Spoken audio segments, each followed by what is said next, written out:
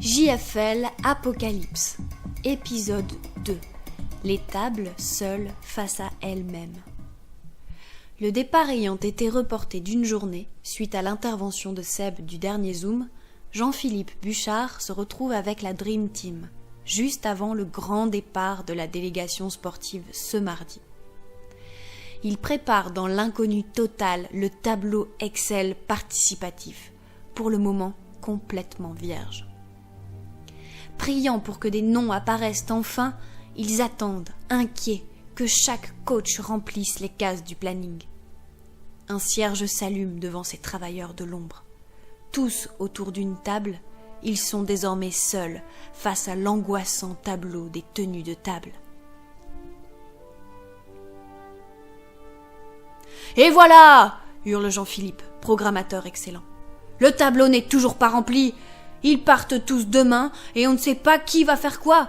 Pas un seul inscrit. » Si on appelait tout le monde, propose Christelle, membre de la Dream Team. Ça irait peut-être plus vite, non ? Bonne idée, Christelle, répond joyeusement Benoît, de la Dream Team lui aussi. On peut essayer, mais j'ai des doutes sur leur réactivité, siffle entre ses dents Jean-Philippe, l'air pessimiste. En plus, il paraît qu'Emilien a demandé à tous les coachs de couper le son de leur téléphone pour qu'ils restent plus concentrés sur les consignes. Il les a tous confinés dans son bureau avant de partir. Ok, dit Gaëtan, dernier membre de la Dream Team. Je les contacte quand même sur un groupe Messenger, on ne sait jamais. Après avoir créé le groupe Help, il envoie ce message en langage texto. Salut à tous. On est en train d'organiser la logistique de votre expédition. Pouvez-vous replier le tableau SVP ? On est bloqué. Je vois que Nadège a vu mon message, mais elle ne répond pas. Bizarre, s'étonne Gaëtan. Peut-être qu'elle n'a pas compris ton message, Gaëtan, dit Christelle. C'est incompréhensible ce que t'as envoyé. Ah ouais, ça doit être ça, lance Jean-Philippe, ironique.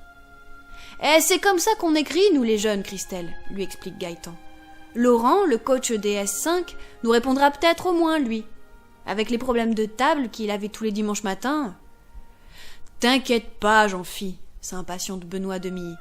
Je suis disponible pour les seniors 1. Je suis aussi dispo dimanche, tu peux m'inscrire après ma sieste. Ah oui, et moi je préfère être au chrono si c'est possible. Oui, Jean-Philippe, on est avec toi, lui dit Christelle. Moi, je m'inscris pour les seniors 1. Je peux aussi aider les jeunes à se former s'il le faut. JP, moi je me suis libéré de mon casino, dit Gaëtan. Enfin, il a fermé avec ce foutu corona. Je suis donc rentré pour vous aider. Tu peux m'inscrire aussi pour les S1. Oui, mais t'as plus de licence depuis 10 ans, Gaëtan, lui dit Christelle. Ok, j'appelle Martine pour régler le problème, répond Gaëtan d'un ton professionnel. Pourquoi Martine ? S'étonne Benoît. Tu sais, elle n'est plus secrétaire. T'inquiète, je gère, réplique Gaëtan, coupant Benoît. Bon. Il reste plus que 22 cases à remplir, reprend Jean-Philippe. On n'a personne pour les autres matchs, ça sent les coups de fil à 5 minutes du départ. Merci à vous quand même. Ça me fait plaisir que vous soyez avec moi. Le plus grand problème reste malgré tout l'IMARC. Ils partent tous demain, il n'y en a pas un qui sait comment ça fonctionne. On a pourtant bien expliqué la procédure à suivre. Que faire ? Peut-être qu'il faudrait revenir aux feuilles de marque, avance Benoît. J'appelle Martine, elle en a plein encore. Oui, vas-y, répond Jean-Philippe. Mais on va encore se prendre plein d'amendes. On se fera engueuler par le nouveau trésorier. Et puis il y a aussi le problème des tenues de table le dimanche matin. Vous proposez quoi ? Après un long silence, la guilde de l'ombre semble penser la même chose en même temps. Pauvre Laurent. Autre problème, continue Jean-Philippe, l'arbitrage. Ah bah moi j'ai mon fils Victor qui revient dans la région et qui est super motivé pour faire une école d'arbitrage, propose Christelle, enthousiaste. Ah oui, c'est vrai, répond Jean-Philippe. En 2020, on avait parlé d'en créer une avec le club de filles de Lambersart.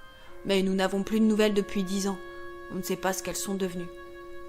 Bref, les coachs U9 vont encore devoir arbitrer eux-mêmes. Avec tout ça, je suis sûre qu'il va y avoir encore plein de polémiques sur le groupe JFL Facebook. On va ensuite nous demander de changer de système d'organisation. Moi, je vous le dis, les gars. Hein. Je te rappelle que je suis là, Jean-Philippe, rappelle une fois de plus Christelle. Oh, pardon, Christelle, s'excuse Jean-Philippe. Je disais les gars comme ça. Peu importe le système qu'on met en place, Si on s'y tient pas tous, ça ne changera rien. Un des gros problèmes aussi, intervient Gaëtan, c'est qu'on n'aura pas notre boisson gratuite à la fin de notre mission. L'équipe bar ne donne aucune nouvelle, je suis deg. Ah ouais, c'est vrai ça, s'exclame Benoît, prenant soudain conscience de la situation. Et notre petit café avant le match du dimanche? Comme je vous comprends, les gars. Jean-Philippe, fais un effort, s'il te plaît, s'énerve Christelle. Oups, pardon Christelle, dit Jean-Philippe. Si on sort vivant de cette aventure, il faudra quand même organiser de nombreuses formations de tenue de table, e-marque, chronomètre, responsable de salle et tutti quanti. Sinon tout ça n'aura servi à rien. Moi je vous le dis, c'est pas l'épidémie qui nous retombera dessus. C'est des polémiques tous les dimanches soirs sur Facebook, des tableaux Excel vides tous les vendredis soirs, des coups de fil d'entraîneur alors qu'on sera en train de manger ou dormir quand les arbitres auront sifflé 3 minutes. On est foutus si ça continue comme ça. Jean-Philippe, l'interrompt Gaëtan en prenant un air étonnamment solennel.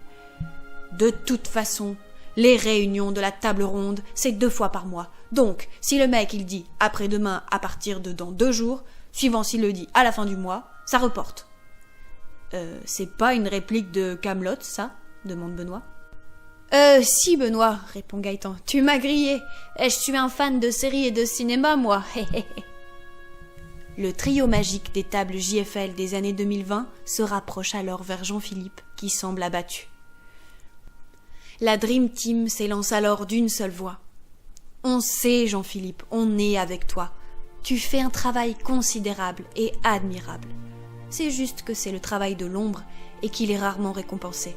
Mais c'est grâce à des gens comme toi que la JFL va redevenir lumière. Et puis tu oublies aussi qu'il y a 10 ans, on avait 14 arbitres et 9 OTM à la JFL. C'est en grande partie grâce à toi.